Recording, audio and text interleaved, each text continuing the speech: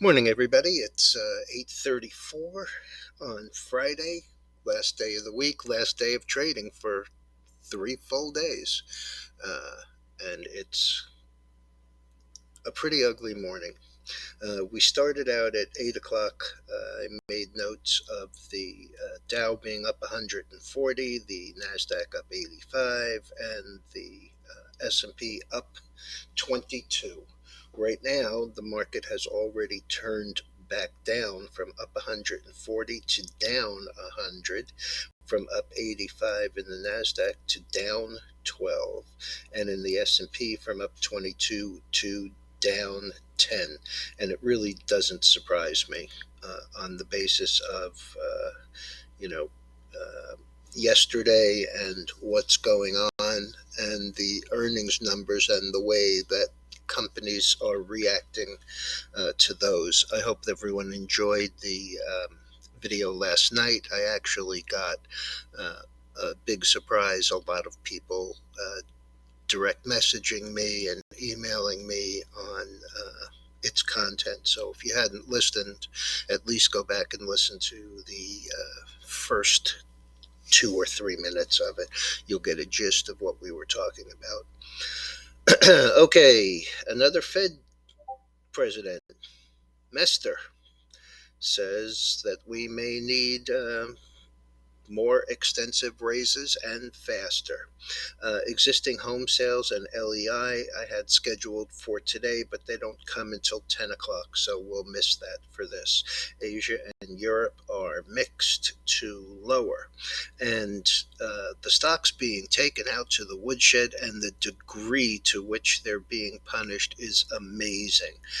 ROKU with a miss yesterday. It was 144 and change, down 17 at the close. Then when I did last night's video, it had been as low as 113.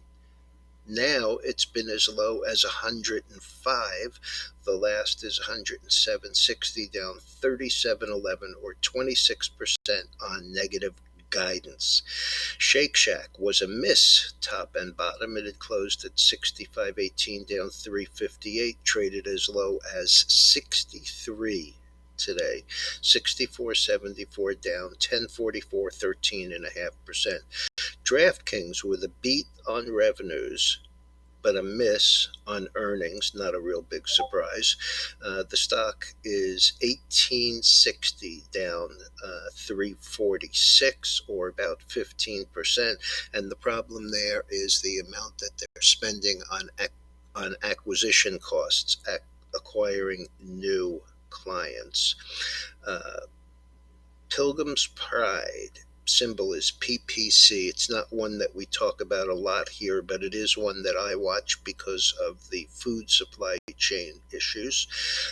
JBS of Brazil has a big piece of it. They were going to continue. They were going to buy the balance of it.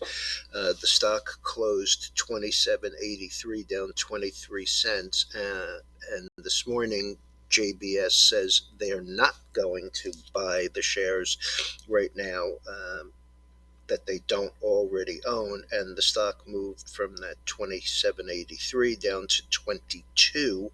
Last is 24, down 383, or 14%. And Redfin, how does this company not have decent guidance and decent earnings? They did in fact beat top and bottom.